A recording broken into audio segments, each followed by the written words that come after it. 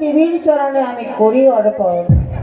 হ্যাঁ, তারপরে আমি বলি ও পিতা তোমার আজ্ঞা পাই, এই দেবসভার মাঝে আমিও কিছু বলতে চাই। আমি আজ্ঞা দিলাম, তুমি মন ভরে বলো, প্রাণ খুলে বলো। তাই হবে। তাই হবে। আজ্ঞা পিতার কাছে, আমার কাছে না। আজ তোমার একদিন হবে, নইলে আমার একদিন হবে। কি বলছো আজ তুমি? দেখবে এই 33 কোটি দেবগণ, জানবে এই মর্তের লোক, সাক্ষী থাকবে ইতিহাস তোমার আমার বিবাদের কথা। তাই হবে। তাই হবে তো। বলে ভোরবেলায় লাড়ি চাড়ি হয়েছে বিচারি, তুমি তো হয়েছে মাগো অসুর ভাতারি। এই অসুর ভাতারি? আমি বলবো, কেন অসুর ভাতারি?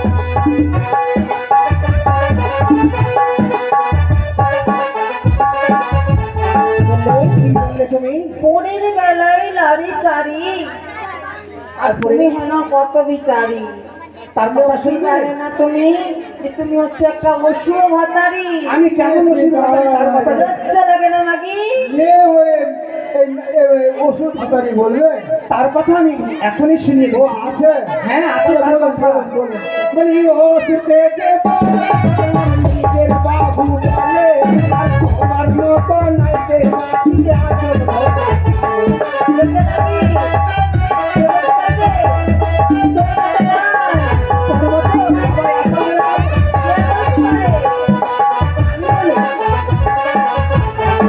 বলি, ওষুধে যে নিজের বাবু বলে, তোমার মতো নাইতে মাটি বাঁধে আচল ধরে।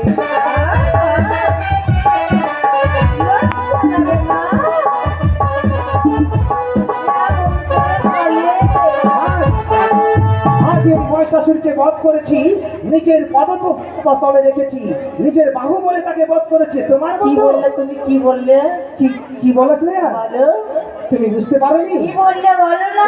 এই অসুরকে যে বধ করেছি নিজের হ্যাঁ। বাহু বলে, তারপর কারো বাহু বলে নাই, সে আমার পদস্থলে রয়েছে। তোর মতো নাইতে মাকে বাপে আঁচল ধরে টানে।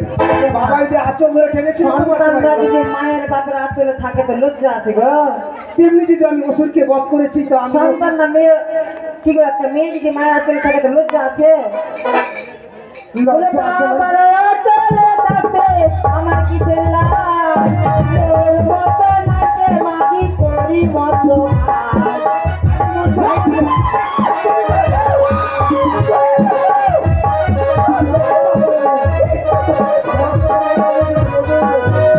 পিতার হচ্ছে থাকতে আমার না হিলাস, তার মতো করি না মাগি কিসের লাজ?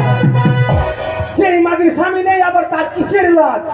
তার তো এইটুকুই দরকার। তুই কেমন মা? এরকমের লজ্জা লাগে না? হ্যাঁ? বলে আমি বলি ও নারদা, তুমি আমার ভাই, মাতা হয়ে ছেলের সঙ্গে পীড়িত করতে চাই।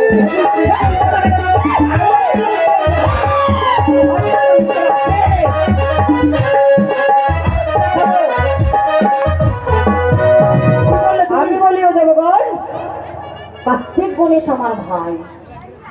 আমি বলি ও দেবগণ, কার্তিক গণেশ আমার ভাই, আর এই বেলার যে মা নিজের সন্তানের সঙ্গে পীড়িত করতে চায়, আমি ইচ্ছা লাগে তুমি যত প্রীত করেছো। কে বলতে পারে? কে বলতে পারে? তার কথা শোনো। বলে, আমি বলি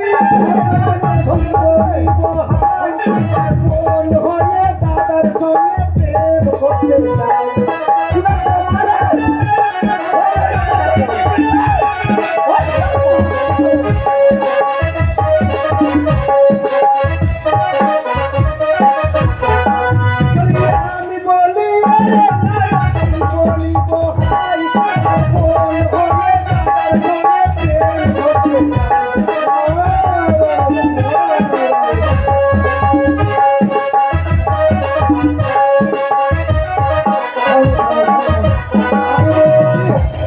আচ্ছা, এগুলো কথা আগে বললে হতো না? আগে বললে অর্থ দামে মানুষ শুধু একটি পুষ্প জল পাওয়ার জন্য চাদর সাথে করেছি বিবাদ, কোনো প্রেমের নয়। বলে পাতালেতে ছিলে তুমি হয়ে ভজনায়, উলঙ্গ হইয়া মাগো কলঙ্ক করিলে।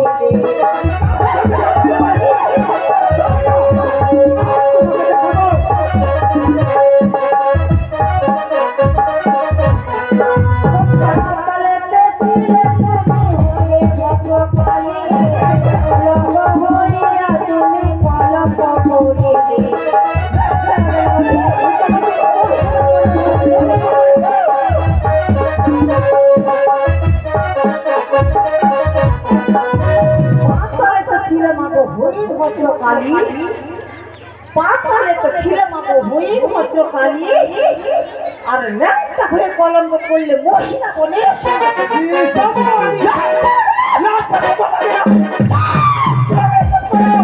আজ আমি স্বামী ঘরে সেই মতো ভাত খাচ্ছি, তোমার মতন আমার ভাতার ছেড়ে যায়। আমি বলি ভালো করে জানি আর কিসের কারণে যেতে চলো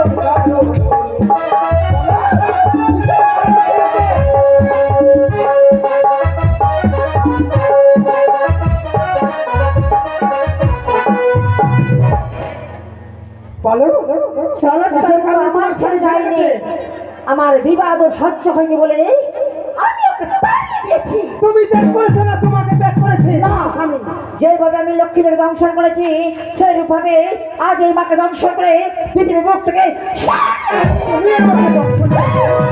আজ আজ দেখাবো এই 10 বাহু বলে যে মতন আমি অসুরকে বধ করেছিলাম, আজ সেই মতো বাহু বলে আজ তোমাকে আমি বধ করব। দেখি আজ তোমায় কে বাঁচাতে পারে। দাঁড়াও,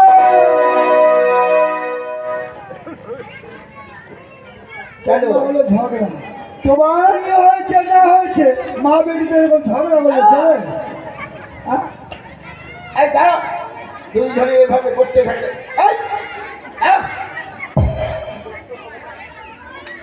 এই শোনো, কি হয়েছে বলো? তোমরা শুধু ঝগড়া করতে আছো, মেয়েটার দিকে তাকাও, কত আকুল ধরে এই কেড়ে। আমি মেয়েটার দিকে তাকাই,